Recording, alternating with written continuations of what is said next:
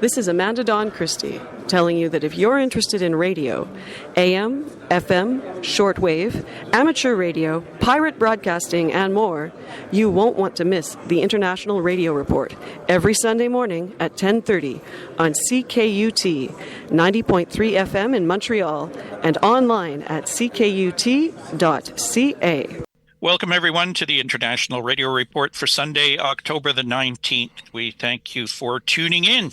My name's Sheldon. I'm here with Jill, and we have our weekly 30 minutes of news and information from things going on in the world of radio. We have some interesting stories for you today. A couple things with a Canadian outlook and some information from just south of the border. We'll have a guest in with us here shortly as well. And some news of the big upcoming annual CQ Worldwide Ham Radio Contest coming up next weekend. So we'll have all the info on that for you as well. So over to you, Jill. We'll get started with a really interesting story from the Canadian Radio and Television and Telecommunications Commission. Some surprising news. Yeah, definitely. The CRTC gives flexibility to help radio stations better serve their communities. This is via the CRTC. So the CRTC is reducing the administrative burden on radio stations so that they have more time to focus on serving their listeners. Radio plays an important role in the daily lives of Canadians. Through radio, Canadians connect with their communities, stay informed through local news, discover artists, and access essential information during emergencies. As part of its work implementing the Modernized Broadcasting Act, the CRTC held a public consultation to update rules for radio stations, broadcasters, music industry associations, other groups, and individuals shared their views. Based on the public record, the CRTC is giving more flexibility to radio stations. Licenses will now be open-ended with no expiry dates, which will save stations time and money on renewals. The CRTC is also making it easier for new stations to launch and for existing ones to operate. The CRTC will continue to ensure that radio stations are following the rules by conducting regular simplified audits. The decision follows a number of actions the CRTC has taken to implement the Modernized Act. To find out more, you can go and check out the CRTC's regulatory plan. Radio helps keep communities informed, entertained, and connected. The CRTC is reducing the administrative burden on radio stations so that they have more time to deliver news and music to their communities. And this comes from Vicky Etheridge, Chairperson and Chief Executive Officer of the CRTC. This sounds like good news, especially simplifying the process to start new stations, which I always thought this has to happen. It's way too complicated to start a station in Canada. I think it's maybe an indication that they're not receiving a lot of applications, particularly AM radio. I mean, our band here in Montreal is pretty dead, and in some parts of Canada, it's almost completely open. You know, there are specialty types of broadcast stations that can easily pop onto a low-powered AM station using a single omnidirectional stick antenna. You know, some stations have already done that, but the procedure, and I've been through it with some other guys that have tried to apply for stations, and it was extremely complicated, very costly. So maybe this will ease things up on that. Also, the open-ended licensing is really quite surprising. They've been very rigid with those restrictions over the years for stations to know that, okay, we can keep doing what we're doing as long as we want to do it without having to renew, going through that whole process. I think it may be the CRTC saying that we've got a lot of other things, you know, our pot is full of other types of communications that we have to deal with. Let's let radio sort of take care of itself. So overall, I think it's going to be a real positive boost for radio stations. Our next story. We're going to cross the border into the state of Vermont, where I know a lot of our local listeners do tune into radio stations down in Vermont. The story comes to us from Radioworld, from Elle, Kehres. Vermont Association of Broadcasters Hall of Fame announces its 2025 inductees. And surprise, surprise, we have one of them with us here today. We want to welcome Joe Temecki to our show today, one of the honorees going into the Vermont Hall of Fame, Broadcasters Hall of Fame for 2025. Welcome, Joe. Thank you, Sheldon. Thank you, Jill, and a longtime fan of your show as well. So it's really an honor for me to be here. I'm a shortwave listener from way back in the day, and obviously a big radio fanatic too. So, and I'm getting over a cold, so I apologize about my voice. Not a problem. I'm in the same boat. So I think Gilles the only one with his full voice here today. So, yeah. But anyways, this story was really nice to see. The Vermont Association of Broadcasters has announced the names of the 3 broadcast veterans to be inducted into its Hall of Fame this fall. We have Joe, who's with us, Joe Carroll, and the late John Hill will be celebrated during the VAB Hall of Fame and Awards Gala on November the 15th in Burlington, Vermont. Joe is the Senior Vice President of Engineering and Technology at Vermont Public Radio. Before that, he served as Chief Technology Officer at VPR, Vermont PBS, and held Chief Engineer positions for Citizen Broadcasting and then at WCAX-TV. According to Vermont's Association of Broadcasters, Temecki's early career included on-air work at WWPV-FM, WVTC FM, WCVR AM, WVMT AM, and WXXX FM, and Vermont Educational Television. Joe, it sounds like you couldn't keep a job, I think. Moving around to all those stations. So in all fairness, 3 of those companies are now the same company. So Vermont ATV became Vermont PBS, and then they merged with Vermont Public Radio. So I have probably just under 30 years of experience between those 3 companies, quote unquote, but it's really kind of the same gig. I tried to get out of television once and it found me when they merged again with radio, but I truly love working in both radio and television. We'll talk briefly about the other 2 inductees as well. Yeah. Some of our regular listeners here in the Montreal area in particular will probably be familiar with them. Inductee Big John Hill is honored posthumously. VAB describes a longtime broadcaster as a cornerstone of Vermont's radio landscape. His broadcasting journey began at WJOY AM before he transitioned to WDOT AM in 1970. During the 70s, Big John played a pivotal role at WDOT's radio dominance, achieving a remarkable 70 share in the Burlington market's ratings. His tenure continued with WVMT AM from 1985 through 94, and later with Champ 101.3 WCPV and Star 92.9 from 1994 until his passing in 2012. Joe, you have anything to bring up about John? Sure. I certainly remember growing up listening to him. WDOT was the big pop station in town here in the Burlington area. So growing up in town, WDOT was the big pop station here in town in the Burlington area. And John Hill, I mean, he was the boss jock. He owned that radio station. He had a huge booming voice, and he would talk over the intros of those records coming out of jingles, and he would power his way, hit the post every time. And everybody who was an aspiring DJ wanted to sound like John Hill. He was a great personality. And he ended up, I think he may have had a DJ service on the side. And he ended up eventually, like many people do, transitioning into sales, which, as we know, that's where the real money is. Not being right. On the air. But yeah, he was certainly around. I never got to know him super well, but I certainly ran into him a couple of times. A very gracious guy. The final inductee, Joe Carroll, has spent more than 4 decades as a photojournalist at WCAX-TV.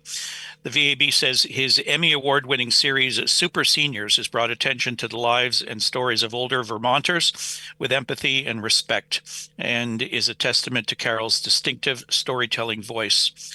Beyond the lens, Joe has mentored generations of journalists, fostering talent and professionalism in both photographers and reporters alike. His adaptability in an evolving industry, paired with his unwavering commitment to storytelling, has made him a role model and a cornerstone of the WCAX newsroom. Yeah, so I worked at WCAX for several years, and Joe was there then. He's one of these people who is he's a super pro. He's like a professional's professional. Coming from a video journalist news background, he's used to just kind of going in and getting what you need, getting the shot, getting the audio, and getting out. And now that he does these feature pieces called Super Seniors, he turns them around really fast. I mean, some of the ones that you see on Thursday, he shot on like Tuesday. Wow. So he turns them around really quickly, and they always look like they were, super produced and super scripted and everything. But he's very good at interviewing people and just getting the shot. And again, it's a very small broadcasting community here in the Burlington Plattsburgh market, and everybody knows Joe, and he knows everybody, and he's again super nice guy. Really nice to see that the three of you were honored by the association. Well, the gala will be coming up on November the 15th, so I'm sure you're looking forward to that. And Absolutely. for our listeners, we are going to do a more extensive interview with Joe as a special edition of the show on our YouTube channel. So we'll give you the information about that when it's available, and we'll hope you go and take a listen to that. We'll be talking a little bit about your background and also just what's going on with public broadcasting in the United States right now. We've certainly covered a lot of stories about it. Sure. So we'll get some of your insight into that as well in that special edition. So we hope our listeners will stay tuned and check that out once it pops up on YouTube. So in our next story, we have Susan Stamberg, pioneering NPR journalist, dies at 87. This is via Variety News by Pat Saperstein. Veteran national public radio journalist Susan Stamberg, who became the first woman in the U.S. to anchor a nightly national news program with All Things Considered, died Thursday, according to NPR.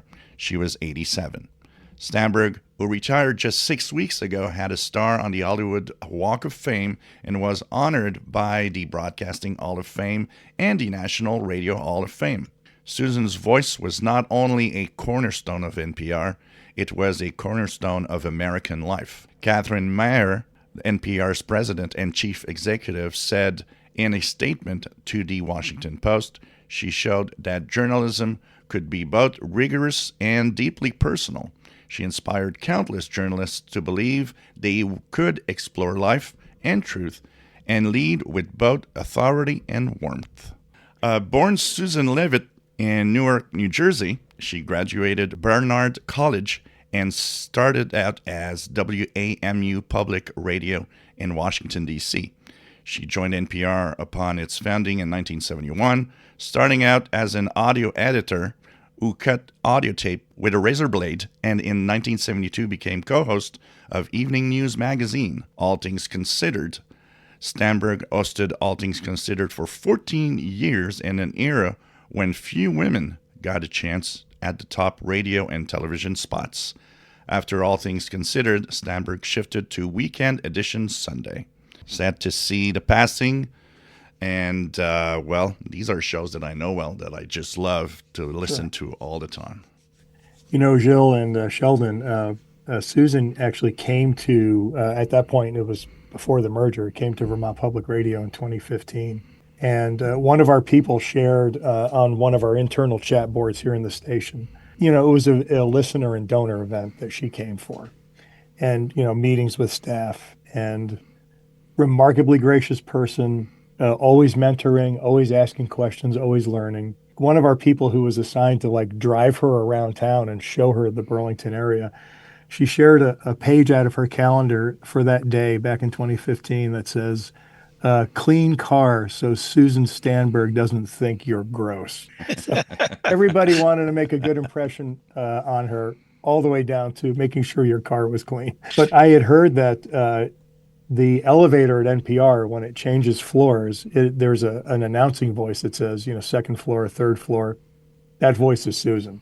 So she'll be there. Wow. She'll be there forever. That's really nice. All right. Well, it's always sad to have these obituaries, but we certainly pay tribute to these great journalists and broadcasters that have entertained us and informed us over the years. So what's happening with our sun? Well, our sun this week was very active. We had a giant sunspot, 4246, that just kept sending some solar flares and some coronal mass ejections, although they were mostly weak ones. We were waiting for some kind of geomagnetic storm to happen. It has not yet. That sunspot will slowly rotate out of view, and things are maybe a little more quiet for the week ahead. If you like to watch the skies, near the Big Dipper, there's a Comet Lemon, that is visible if it's very dark to the naked eye. If not, I suggest that you could take your smartphone and take a picture of the sky in that area.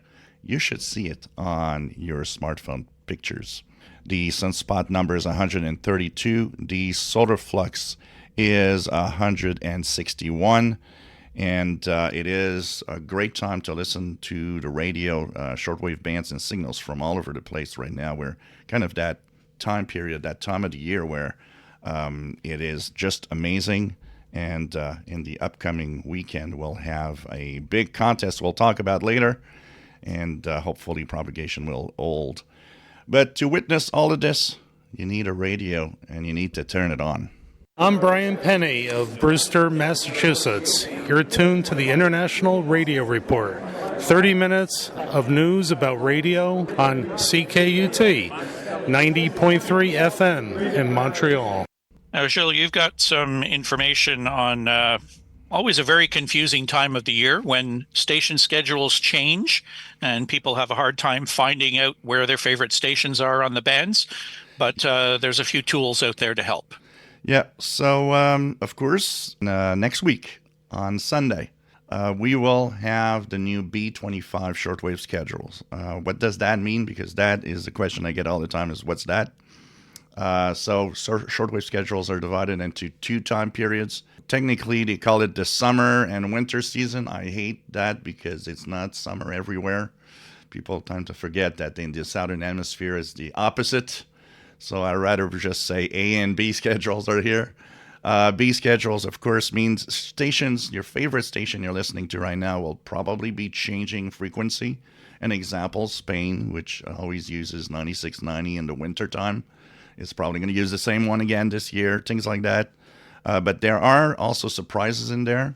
Sometimes some stations that target another area have, by chance, a really good frequency even for North America, for example. What the first place actually to look at for the B25 season schedules is the HFCC data. The HFCC, which coordinates all of the broadcasters to make sure that nobody overlaps and uses the frequency of somebody else. We'll have the link to that website where you can check the public data for B25 and see by organization, by station. It's a little complex to use because they often have the organization names from the company that owns the transmitter site rather than just saying out loud BBC World Service. No, you'll have Encompass and Ascension Island transmitter site and things like that. So it makes it a little complex to navigate through.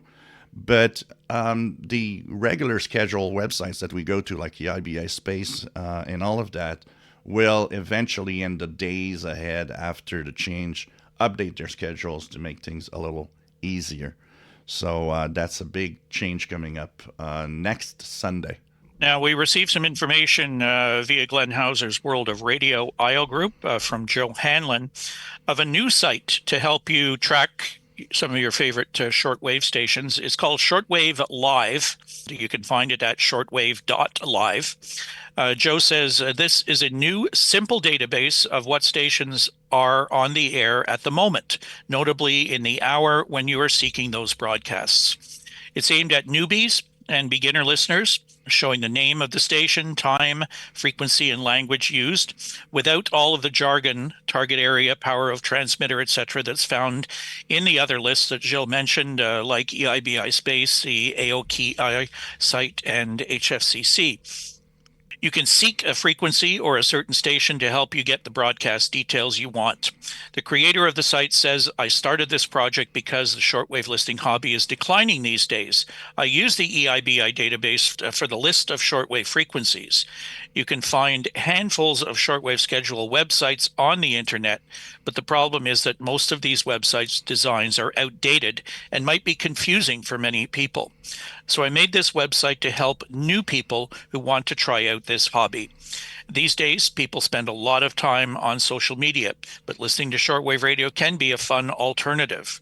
On shortwave, you can hear stations from all over the world, including things like North Korean broadcasts, secret messages for spies from number stations, and even some mysterious pirate stations. Come and explore the world of shortwave radio with us.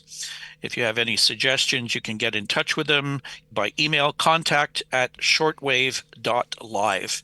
So something new to check it out, but always good to have another resource out there, especially if it's a simple one for people just getting started with shortwave. One of the websites that's used a lot also because it kind of has a visual and a simple way of searching is short-wave.info.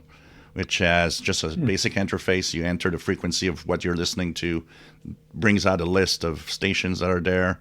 It highlights the station that is on the air at the moment you actually chose or entered that frequency. And there's a map also, which is kind of cool because the map shows you the transmitter side relative to where you live. So it's kind of fun to have that visual and often have that target area also that they're showing. So that's another website that a lot of people use. I'm a very geeky guy, so it's like I use the IBI space. I like lists. For some reason, my brain is wired for that, but it's extremely complex for most people. With the IBI space is that it does have other types of stations in there as well, not just the regular shortwave broadcast stations. So sometimes it can help you find some weird signal that you might have found or some weird transmission. So it's very helpful for that. I never heard of EIBI until I got an ICOM 7300, and I'm using Win4 ICOM, which is from VA2 FSQ, who's from up in your neck of the woods somewhere. It's a piece of software, remote control software for ICOMs and Yaesus, and it has an EIBI interface built into it. So it connects the EIBI world to your radio, and it's just blown away because you're tuning around and you hear something. It's like, what is that? You just pop a button and it queries the database and tells you right on the screen. It's like, it couldn't be easier. Wish we had these tools a long time ago when we got started with all of this. Just have to flip through pages. Oh my goodness, yeah. What is it, UTC? What? Anyway. Listening for hours to have that ID just going into the fade of the signal where it's like, okay. Right. I have no idea what was that. Right there. Yes. So we have upcoming Amateur Radio DXpedition special events. Yeah, first off, we'll mention a really interesting spot, and I'm sure all the ham operators are going to be clamoring to try to make contact with these guys. It's the Andaman Islands, which is part of India, and it has the prefix of Victor Uniform 4. The World DXpedition team will be operating between October 25th and November 7th from 3 Parks on the Air locations on the Andaman Islands.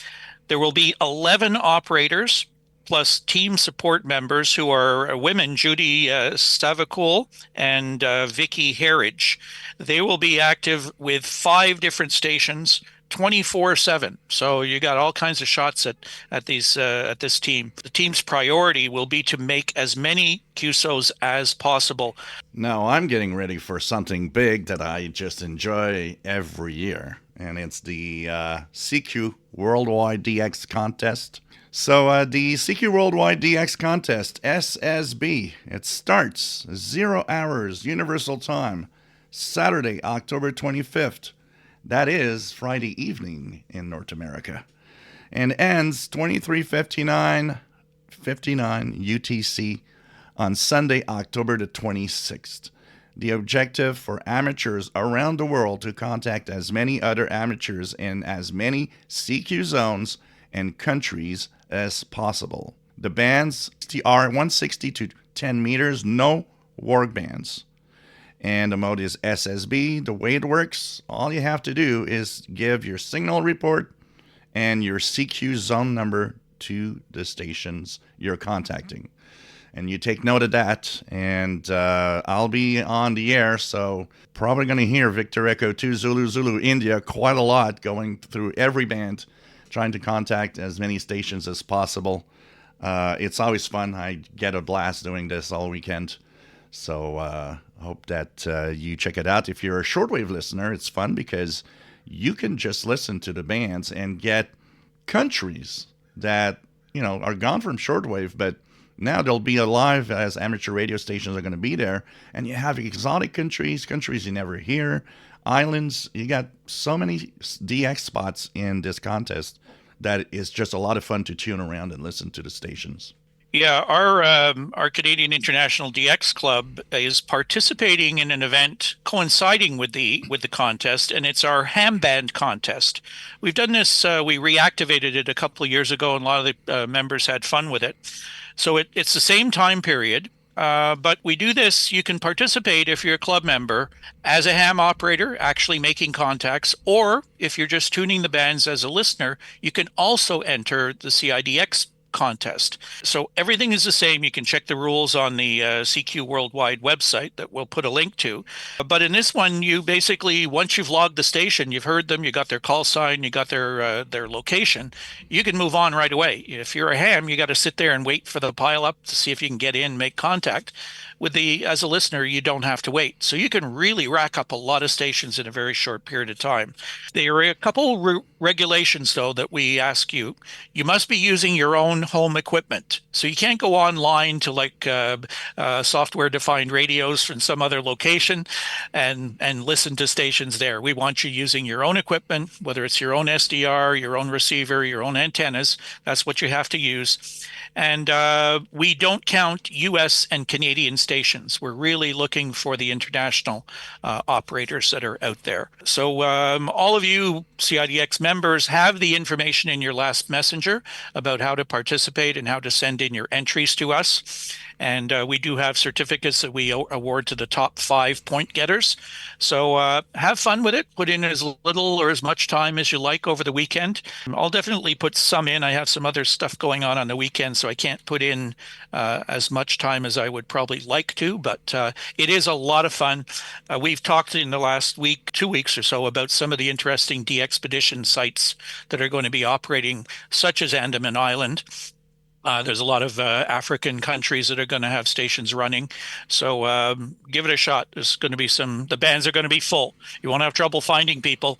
You might have to fish your way through the American and Canadian stations that are mixed in there, because those do count for people participating in the actual CQ Worldwide contest.